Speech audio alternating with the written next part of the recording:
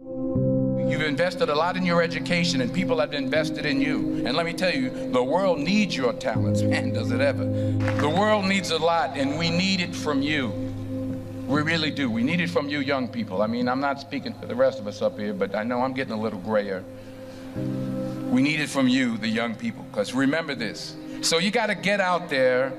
You got to give it everything you got, whether it's your time, your talent, your prayers, or your treasures. Because remember this, you will never see a U-Haul behind a hearse. I'll say it again. You will never see a U-Haul behind a hearse. You can't take it with you.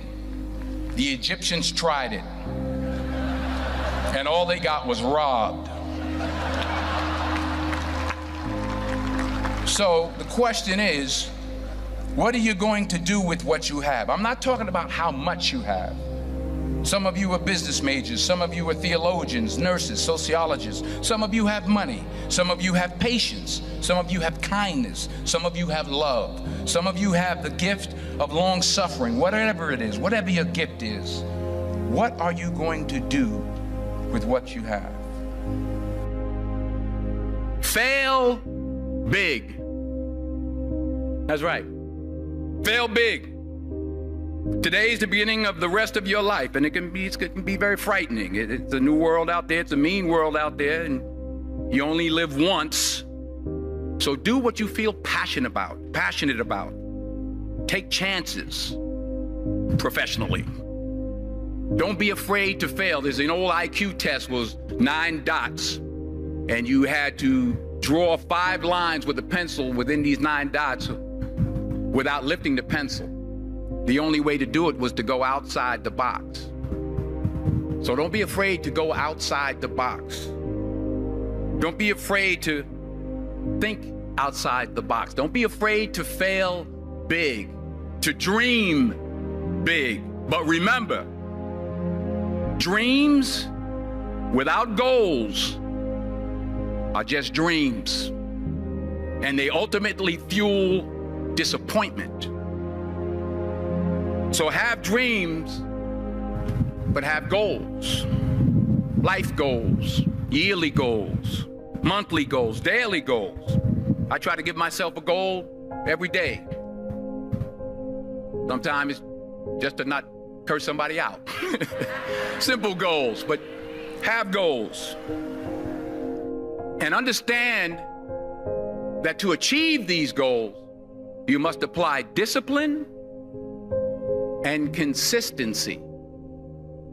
In order to achieve your goals, you must apply discipline, which you have already done, and consistency every day, not just on Tuesday and miss a few days. You have to work at it every day. You have to plan every day. You've heard the saying, we don't plan to fail, we fail to plan. Hard work works. Working really hard is what successful people do. And in this text, tweet, twerk world that you've grown up in, remember, just because you're doing a lot more doesn't mean you're getting a lot more done. Remember that. Just because you're doing a lot more doesn't mean you're getting a lot more done. Don't confuse movement with progress. My mother told me, she said, yeah, because you can run in place all the time and never get anywhere. So continue to strive, continue to have goals, continue to progress. I found that nothing in life is worthwhile unless you take risks. Nothing. Nelson Mandela said, there is no passion to be found playing small and settling for a life that's less than the one you're capable of living. Now, I'm sure in your experiences in school and applying to college and picking your major and deciding what you want to do with life, I'm sure people have told you to make sure you have something to fall back on. Make sure you got something to fall back on, honey. But I never understood that concept, having something to fall back on. If I'm going to fall, I don't want to fall back on anything except my faith. I want to fall forward. I figure at least this way I'll see what I'm going to hit. Fall forward. This is what I mean. Reggie Jackson struck out 2,600 times in his career, the most in the history of baseball. But you don't hear about the strikeouts. People remember the home runs. Fall forward.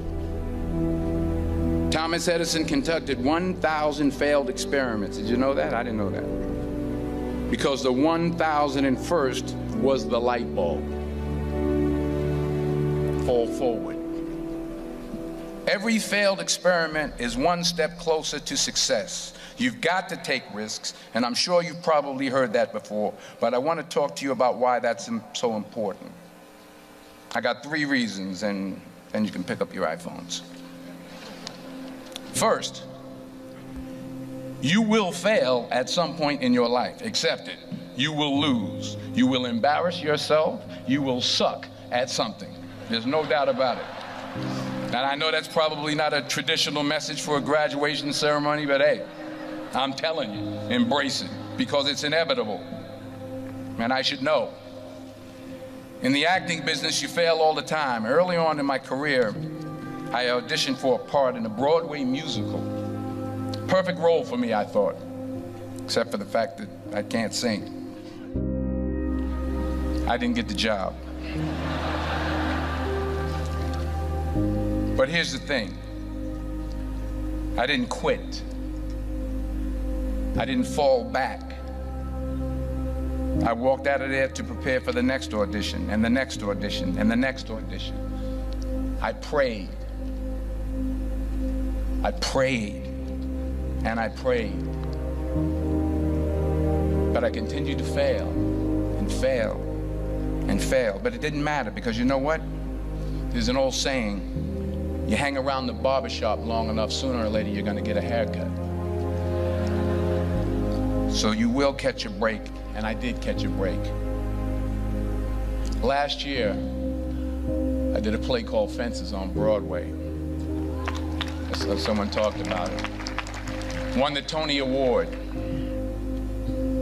And I didn't have to sing, by the way. But here's the kicker. It was at the Court Theater. It was at the same theater that I failed that first audition 30 years prior. The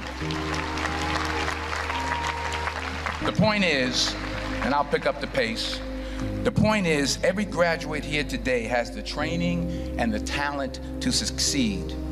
But do you have the guts to fail? Here's my second point about failure. If you don't fail, you're not even trying. I'll say it again. If you don't fail, you're not even trying. My wife told me this great expression. To get something you never had, you have to do something you never did. Les Brown's a motivational speaker. He made an analogy about this. He says, imagine you're on your deathbed, and standing around your deathbed are the ghosts representing your unfulfilled potential. The ghost of the ideas you never acted on. The ghost of the talents you didn't use. And they're standing around your bed, angry, disappointed, and upset. They say, we came to you because you could have brought us to life, they say. And now we have to go to the grave together. So I ask you today, how many ghosts are going to be around your bed when your time comes? Say thank you for grace. Thank you for mercy. Thank you for understanding. Thank you for wisdom. Thank you for parents. Thank you for love. Thank you for kindness. Thank you for humility. Thank you for peace. Thank you for prosperity. Say thank you in advance for what's already yours. That's how I live my life. That's why I am, one of the reasons why I am today. Say thank you in advance for what is already yours. True desire in the heart for anything good is God's proof to you sent beforehand to indicate that it's yours already. I'll say it again. True desire in the heart, that itch that you have, whatever it is you want to do, that thing that you want to do to help others and to grow and to make money, that desire, that itch, that's God's proof to you, sent beforehand already to indicate that it's yours. And anything you want good, you can have. So claim it. Work hard to get it. When you get it, reach back. Pull someone else up. Each one, teach one. Don't just aspire to make a living. Aspire to make a difference.